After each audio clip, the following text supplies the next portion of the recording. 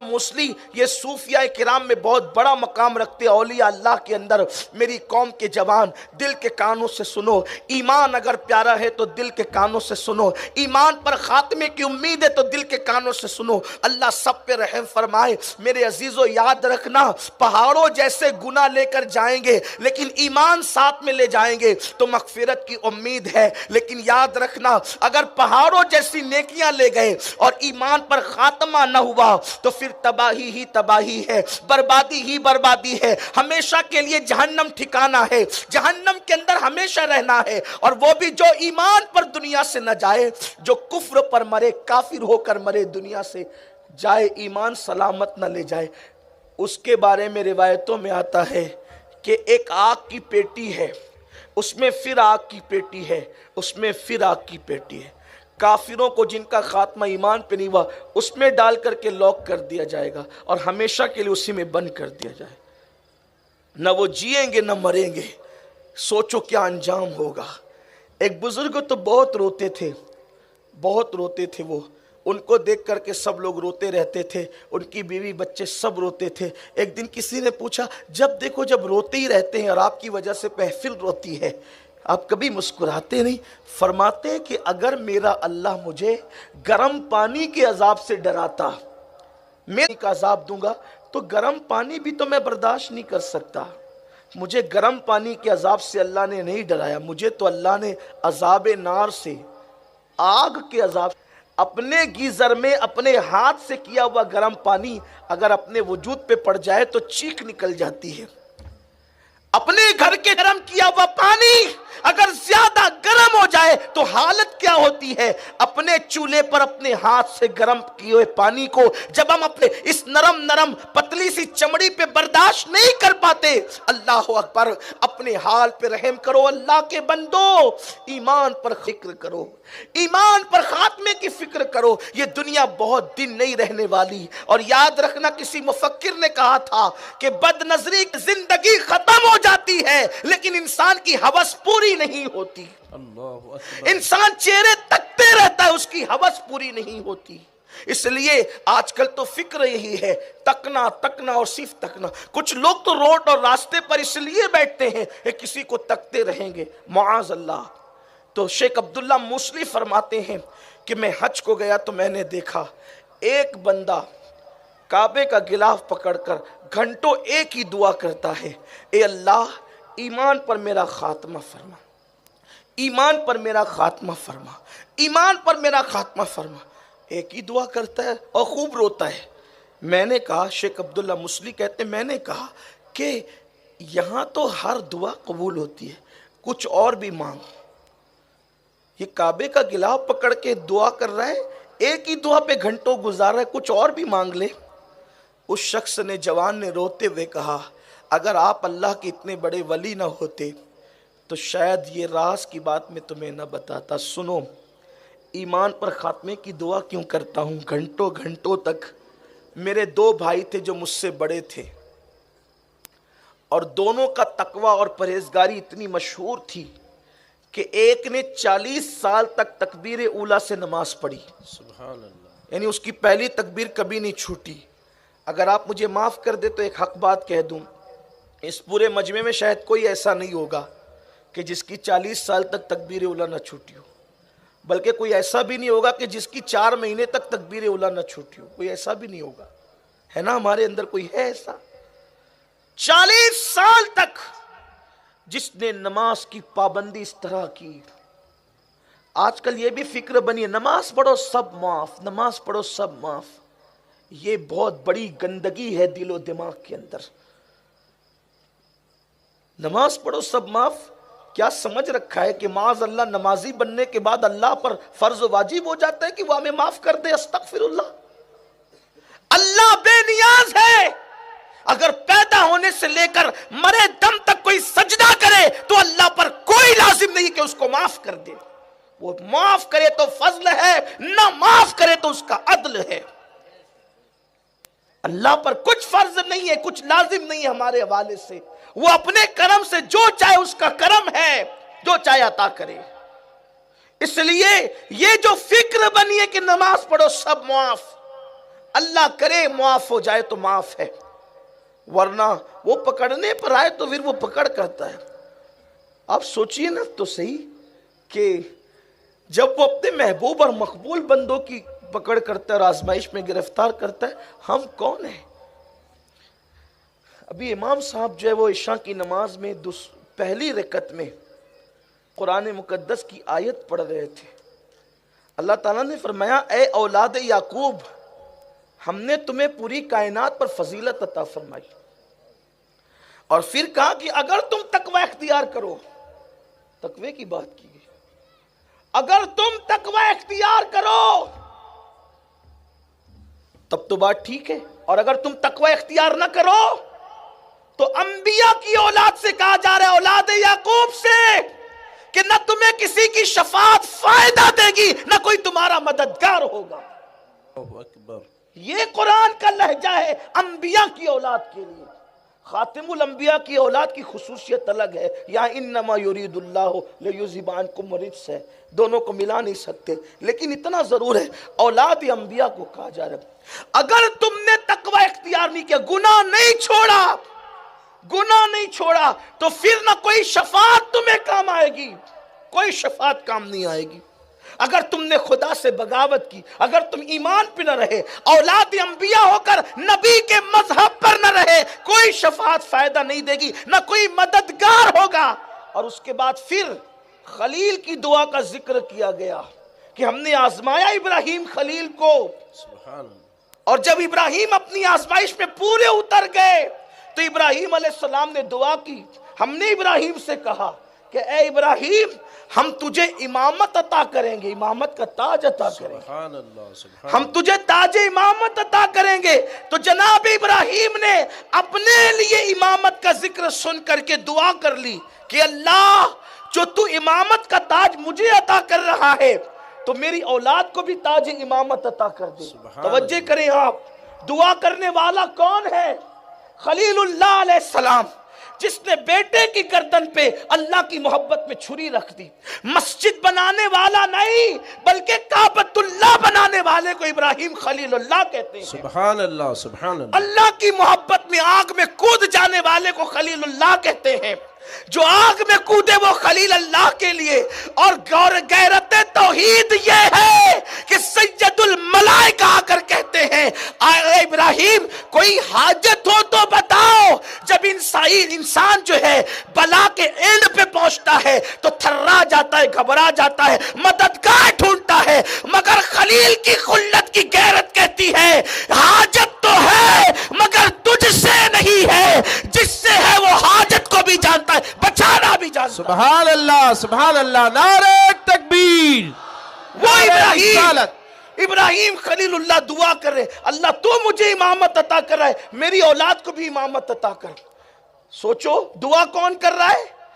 خلیل، اللہ کا پکا اور گہرا دوست خلیل، ابو الانبیاء خلیل، سید الانبیاء کے دادا خلیل، اللہ میری اولاد کو بھی عطا کر۔ جواب کیا ملا؟ یہ نہیں کہ ابراہیم تم نے مانگا ٹھیک ہے امامت دے دی، نہیں، جواب ملا ابراہیم جو متقی ہوں گے ان کو دیں گے، لیکن جو ظالم ہوں گے گنہگار ان کو ہمارا عہد نہیں پہنچتا۔ کیا قرآن کی یہ آیتیں پڑھ کے عبرت حاصل نہیں کرتے؟ قرآن کی یہ آیتیں سن کر عبرت حاصل نہیں کرتے؟ اگر مانگنے والے ابراہیم ہو تو بھی قدرت کہتی ہے پاپیوں کو ہم مرتبے عطا نہیں کریں گے۔ اللہ اکبر۔ جن کے لیے ابراہیم دعا کر رہے ہو قدرت کہتی پاپیوں کو عہد نہیں پہنچے گا، تو پھر مسجد کا امام جس کے لیے دعا کر رہا ہو پاپیوں کے لیے، ان کو کیسے اللہ کا عہد پہنچے گا؟ 2-3 منٹ کی دعا کر کے سمجھتے ہیں کہ پوری کائنات کا نظام پلٹا لیں گے۔ جو قوم خود نہ بدلے ان کے حالات کیسے بدلیں گے؟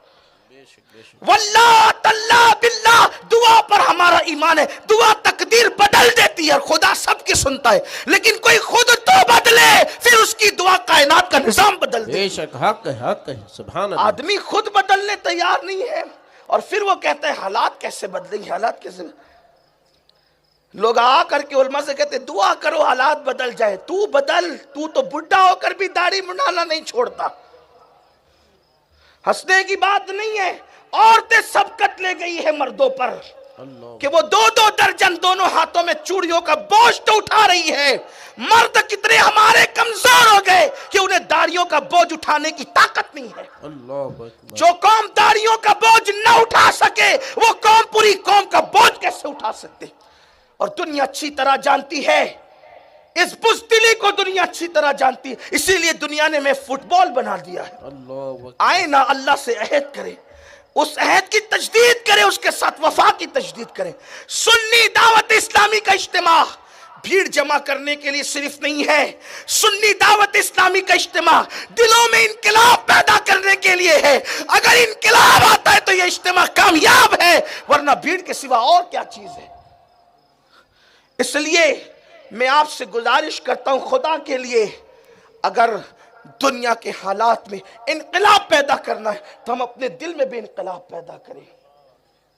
عرض کر رہا تھا کہ شیخ عبداللہ موصلی نے جب اس جوان سے کہا کہ یہاں تو سب دعا قبول ہوتی ہے, پیارے یہ تو ایک دعا پہ گھنٹوں گزارتا ہے, تو شیخ عبداللہ موصلی کو وہ جوان جواب دیتا ہے کہ آپ اگر ولی اللہ کے اتنے بڑے نہ ہوتے تو یہ راز نہ بتاتا. میرے 2 بھائی تھے, ایک نے 40 سال تک کے تکبیر اولا نہیں چھوڑی, اور 40 سال تک اس نے فی سبیل اللہ اذان پڑھی مسجد کے اندر, اور دوسرے نے 30 سال تک کے فی سبیل اللہ اذان پڑھی اور اس کی تکبیر اولا بھی نہیں چھوٹی. اتنے پابند تھے اور اتنے متقی تھے کہ پورے علاقے میں ان کا تقوی مشہور تھے تقوی میں. لیکن دونوں بھائی کی جب موت کا وقت قریب آیا تو انہوں نے کہا قرآن لاؤ. ہم نے سوچا کہ بڑے متقی لوگ ہیں, قرآن پڑھیں گے, تو قرآن دیا. انہوں نے معاذ اللہ قرآن ہاتھ میں اٹھا کر کہا کہ اس میں جو کچھ لکھا ہے معاذ اللہ سب غلط ہے. یعنی لوگوں کو اپنے کفر پر گواہ کر لیا, لوگوں کو اپنے کفر پر گواہ کر لیا یہ کہہ کر, اور اسی حالت میں انہیں موت آئی. یعنی ان کا کفر ڈھکا چھپا نہ رہا. اور یاد رکھنا, انسان کے کامیابی کا انحصار اس کے خاتمے پر ہے. انسان کے خاتمے کا انحصار, اس کی کامیابی کا انحصار اس کے خاتمہ جس پر ہوگا. پوری زندگی پاپ کیا, اگر خاتمہ نیکی پر ہوا تو وہ نیک شمار ہے. بلکہ حضور علیہ السلام نے یہاں تک فرمایا کہ کچھ لوگ اللہ کے یہاں شقی لکھے ہوتے ہیں, بدبخت, لیکن وہ کرتے نیک عمل ہے, نیکیاں کرتے رہتے ہیں, بالآخر مرنے سے پہلے برائی پر آ جاتے ہیں, برائی کرتے کرتے دنیا سے جاتے. اللہ کی پناہ مانگو, اللہ سے دعا کرو اللہ تیری امان. اور کچھ لوگ ایسے جو اللہ کے یہاں سعید لکھے ہوتے ہیں, نیک بخت لکھے ہوتے ہیں, گناہ کرتے رہتے, برائی کرتے رہتے, لیکن جب مرنے کا وقت آتا ہے تو قدرت انہیں نیکی کی راہ پہ ڈال دیتا ہے, پھر نیکیوں پہ دنیا سے جا. آپ نے نہیں دیکھا جناب اکرمہ کو, ابو جہل کے بیٹے تھے, سگے بیٹے, لیکن اللہ نے ایمان کی دولت عطا.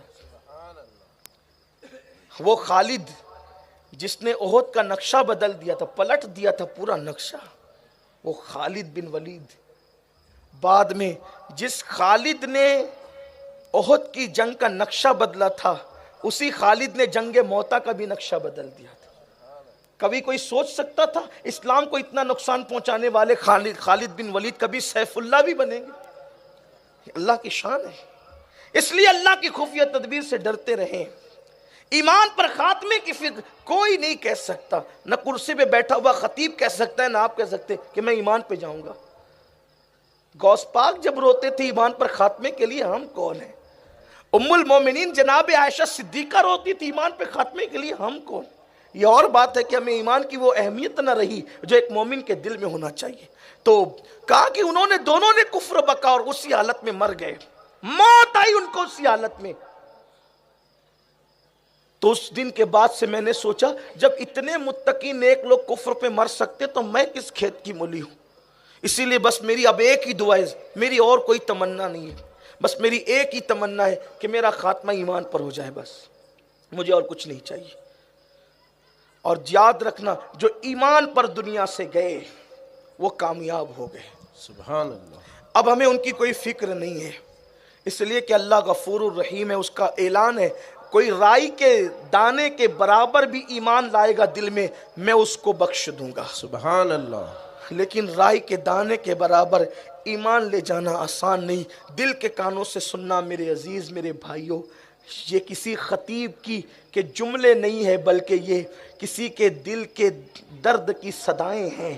وہ میری قوم کے جوان جنہوں نے اپنی زندگی کو آوارگی کی راہ پہ ڈال رکھا ہے اور سوچتے ہیں کہ گناہ کریں گے تو اللہ بخش دے گا، گناہوں کو بخش دے گا، کفر تو نہیں بخشا جائے گا نا، کفر تو نہیں بخشا جائے گا۔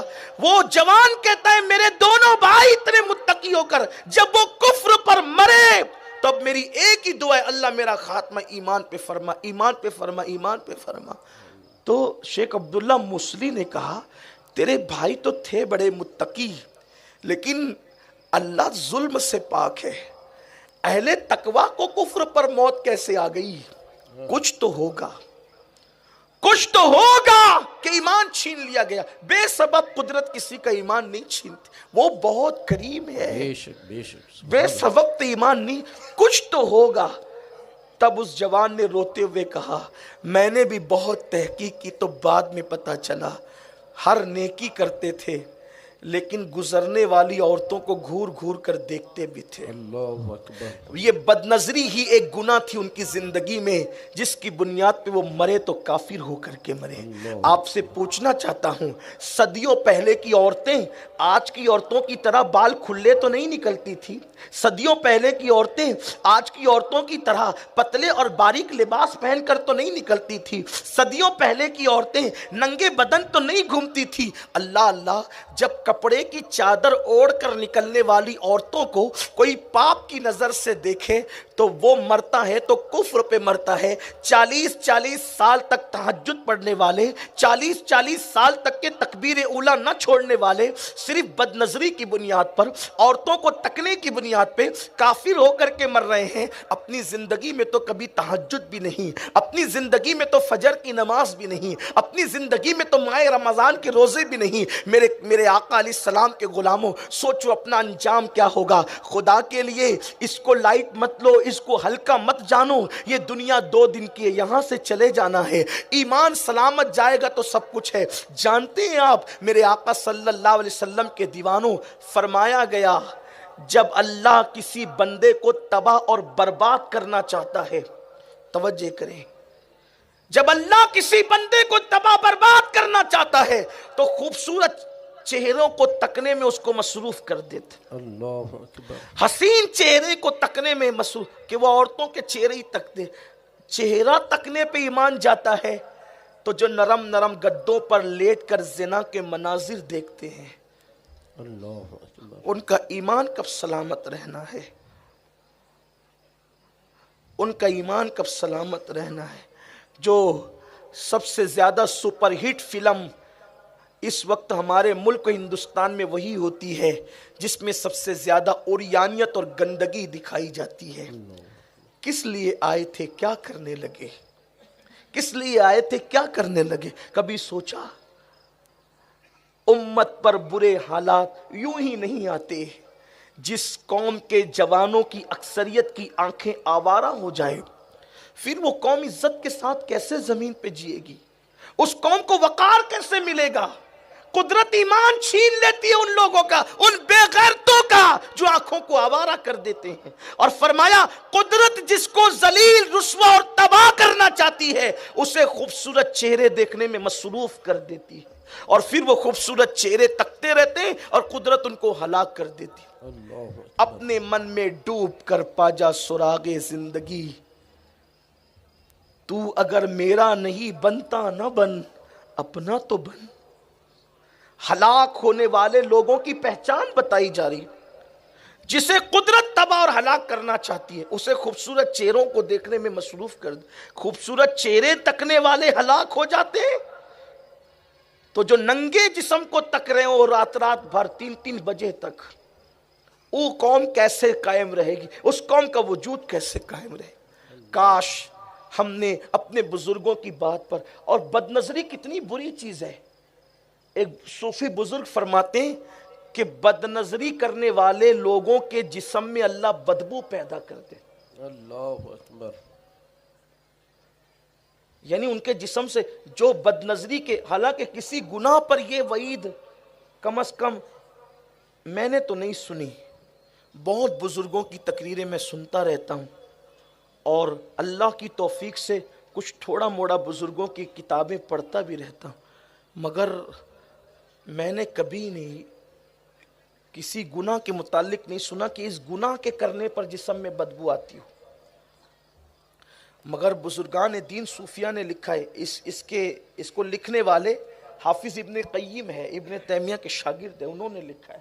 اس کو ابن الجوزی نے بھی نقل کیا ہے، ہمارے صوفی بزرگوں نے بھی نقل کیا کہ جو بد نظری کرتا ہے، بد نظری، اللہ اس کے جسم کے اندر بدبو پیدا کر دیتا ہے. یعنی یہ گناہ اللہ کے نزدیک کتنا جو ہے وہ بڑا ہے. اللہ کے نزدیک اس گناہ کی جو ہے وہ کس قدر جو ہے وہ قباحت ہے، کس طرح یہ بدترین گناہ ہے کہ خدا ان لوگوں کو بے نقاب کرتا ہے بدبودار جسم دے کر کہ یہ بد نظری کرنے والے لوگ ہیں.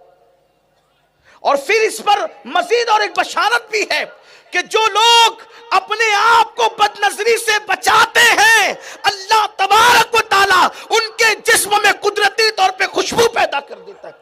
اسی لیے پھر ابن قیم نے جو ہے حضرت فاروق اعظم کا قول بھی نقل کیا ہے کہ فاروق اعظم کہتے ہیں کہ میں نے صدیق اکبر کے جسم سے اکثر مشک کی خوشبو سنی ہے. لوگوں نے پوچھا ابو بکر کے جسم سے مشک کی خوشبو تو نے کیسے سنی ہے؟ تو فاروق اعظم کہتے اس لیے کہ میں نے سب سے زیادہ باحیا نگاہوں کو نیچی رکھنے والا ابو بکر صدیق کو دیکھا، اس کی برکت سے ان کے جسم کو میں نے معطل پایا. سبحان اللہ، سبحان اللہ. نعرہ تکبیر، نعرہ رسالت، اولاد غوث اعظم سرکار کی غلامی. اگر بد نظری کرو تو جسم میں بدبو آئے گی. جیتے جی جن کے جسم بدبو آئے گی، مرنے کے بعد لاشا کیسے سڑے گا؟ اور جنہوں نے نگاہوں کی حفاظت کی، نگاہوں کی حفاظت کرنا کوئی چھوٹی موٹی نیکی نہیں ہے، اور نگاہوں کو آوارہ کرنا کوئی چھوٹا موٹا گناہ نہیں ہے. میرے آقا صلی اللہ علیہ وآلہ وسلم فرماتے ہیں کہ جب بندہ کسی حسن پر نظر پڑے، ڈالے نہیں پڑ جائے، ڈالنے والوں کا تو شمار ہی نہیں ہے، اللہ ہم سب کے حال پہ رحم کر. پڑ گئی خوبصورتی پر نگاہ، حسن پر نگاہ، حسن پر نگاہ پڑ گئی، آقا فرماتے ہیں اس تصور کے ساتھ فوراً پھیر لی، اللہ غیرت والا خدا دیکھ رہا ہے. میرے آقا فرماتے ہیں صرف نگاہ پھیرنے کی برکت سے اس کے ساری زندگی کے گناہ وہیں پر بخش دیے جاتے ہیں، اور اسی وقت 300 حوروں کے ساتھ اس کا نکاح کر دیا جاتا ہے. سبحان اللہ، سبحان اللہ. 300 حوروں کا جس وقت وہ نظر پھیر لیتا ہے، دنیا اسے دولہا بنائے نہ بنائے، قدرت اسے دولہا بنا دیتے. اور کتنی حوروں کے ساتھ. آپ غالب کی طرح یہ نہ سوچیں کہ دل کو بہلانے کے لیے، غالب یہ خیال، یہ دل کو بہلانے کی باتیں نہیں ہیں، یہ آمنہ کے لال کی باتیں ہیں. معجزہ میرے نبی کا کہہ دیا تو ہو گئے. جس کے کہنے پہ بن دیکھے خدا کو مان لیا، اس کے کہنے پر یہ نکاح کی داستان نہ مانے تو پھر کیا مانے؟ اور ان کی نہ مانے تو کس کی مانے؟ اللہ کی عزت کی قسم، خدا کی مخلوق میں بڑے بڑے سچے پیدا ہوئے، مگر ان سے بڑا سچا دنیا میں نہ تھا، نہ ہے، نہ ہوگا. اس لیے کہ ان کی سچائی کی گواہی ان کے دشمن بھی دیتے نظر آتے. سبحان اللہ، سبحان اللہ. اتنا بڑا سچا تو دنیا نے نہیں دیکھا. نہیں چھوڑیں گے. اتنا بڑا سچا دنیا کہ دشمن بھی جسے صادق الوعد الامین کہتے ہیں. اتنے فرماتے ہیں کہ جس نے حسن پر جس کی نظر پڑی. بھائی حسن کس کو پسند نہیں ہے؟ حسن کس کو لیکن ایک بات بھی آپ کو بتا دو، حسن صرف ایک ہے بس، اور باقی سب دھوکا ہے. حسن بس ایک ہے. وجہ بتاؤں؟ ہمارے یہاں مسل مشہور ہے کہ دور کے ڈھول بڑے اچھے لگتے ہیں، اور دور سے پہاڑ بھی اچھا لگتا ہے، ایسے ہی بیچارے دور سے اچھے لگتے۔ ایک بات آپ کو اور بتاتا ہوں، شاید دیکھ لینا، کبھی انگریزوں سے ملاقات ہو نا، جو تاک جھانک میں ہمیشہ لگے رہتے ہیں، چمڑی تو سفید ہوگی لیکن جسم سے اتنی خطرناک، اگر پلین میں بازو میں آ کر بیٹھ جائیں تو ہنسنے کی بات نہیں ہے، یہ عبرت کی بات ہے۔ اگر آپ انگریز کا بھی مذاق اڑائیں تو مجھے اس پہ بھی گوارا نہیں ہے، مجھے اس پہ برداشت نہیں ہے، اس لیے کہ بہرحال وہ اللہ کی مخلوق، اور میں ان کا مذاق اڑانے کے لیے نہیں کہہ رہا ہوں، ہماری اور آپ کی عبرت کے لیے کہ ان کے یہاں بدکاری، زنا، بدفعلی عام ہے، بد نظری عام، اس لیے ان کے جسم کی بدبو آپ محسوس کریں۔ میں نے 2 لوگوں کے جسم میں بدبو محسوس کی، 2 لوگوں کے جسم میں، ایک تو بد نظری کرنے والوں کے جسم میں، اور دوسرا صحابہ کی گستاخی کرنے والوں کے جسم۔ اللہ، ہاں واللہ، اللہ کی قسم کھا کے کہہ رہا ہوں، جب میں پہلی مرتبہ 2005 میں ملک شام گیا تھا تو میں دیکھتا تھا کہ اکثر مزارات پہ صحابہ کے گستاخ رہتے تھے۔ آپ سمجھ گئے میں کس کی بات کر رہا ہوں۔ میری قوم اتنی تو سمجھدار ہے، سنی قوم کی، جب گستاخ رسول کہا جائے تو کون ہوتا ہے، اور گستاخ صحابہ کہا جائے تو کون ہوتا ہے نا، اور گستاخ اہل بیت کہا جائے تو کون ہوتا ہے، انہیں سب پتہ ہے، یہ بہت زیادہ جانتے ہیں ماشاءاللہ۔ تو گستاخ صحابہ کے جسم میں بھی اتنی خطرناک بدبو آتی تھی کہ مشکل سے فاتحہ پڑھی جاتی، اور میں ہی نہیں، سرکار نظمی نے بھی اپنی کتاب فضل ربی میں لکھا ہے کہ میں تو بمشکل جالیاں بھی چومتا تھا، انہوں نے کہا تو پہلے عطر لگا لیتا تھا، اس کے بعد جالیاں چومتا تھا، چونکہ اس کے پسینے کا اثر وہاں کی جالیوں میں بھی انہوں نے محسوس کیا۔ حضور سرکار نظمی نے لکھا، ان کا سفر نامہ ہے فضل ربی نام سے، جب وہ بغداد شریف، کربلا شریف اور مدینہ منورہ گئے تھے تو انہوں نے سفر نامہ لکھا تھا۔ تو یہ بڑی بھیانک چیز ہے، اسی لیے کبھی صحابہ کی گستاخی مت کرنا اور کبھی بد نظری بھی مت کرنا۔ انشاءاللہ۔ اور لوگ حسنوں کو دیکھتے ہیں نا دور سے، سب پہاڑ کتنے خوبصورت دکھتے ہیں، کبھی جانا تو ادھر گڈھا، ادھر گڈھا، ادھر یہ، ادھر وہ، سب حقیقت دیکھو۔ کسی مفکر نے یہ بات کہی تھی کہ کسی کو بھی دیکھو نا حقیقت میں تو اس کو دور سے مت دیکھو، نہ دور سے دیکھو نہ غرور سے دیکھو۔ کسی بھی چیز کو دور سے دیکھو گے یا غرور سے دیکھو گے تو وہ چیز چھوٹی نظر آئے گی۔ اگر اس کو حقیقت میں دیکھنا ہے تو غرور سے بھی مت دیکھو اور دور سے بھی مت دیکھو، قریب جا کے دیکھو۔ سب کو دیکھتے یہ حسن، یہ حسن، لیکن جو حسن والے نا دور سے چمک دمک ہے، کچھ نہیں۔ بیچارے حسن میں ڈوب کر آخری میں یہی کہنے لگے کہ ہمیں تو لوٹ لیا۔ یہ کہتے تھے لوگ، حسن والوں سے لٹ کے کہتے تھے کہ اب ان کی گلی میں جانا نہیں، ہم لٹ گئے، دل لوٹا، مال لوٹا، ایمان تک لوٹ لیا۔ لیکن فقیر قادری یہ کہتا ہے حسن کوئی نہیں ہے، ایک ہی حسن ہے، بس ایک ہی حسن ہے، ہاں، اور وہ حسن جس میں مل گیا اس کو بھی حسین کر دیا۔ اسی لیے تو کہنے والے نے کہا ہے حسن یوسف کو دیکھ کر لوگ خریدنے آ گئے، حسن یوسف کو دیکھ کر لوگ خریدنے آ گئے، لیکن حسن مصطفیٰ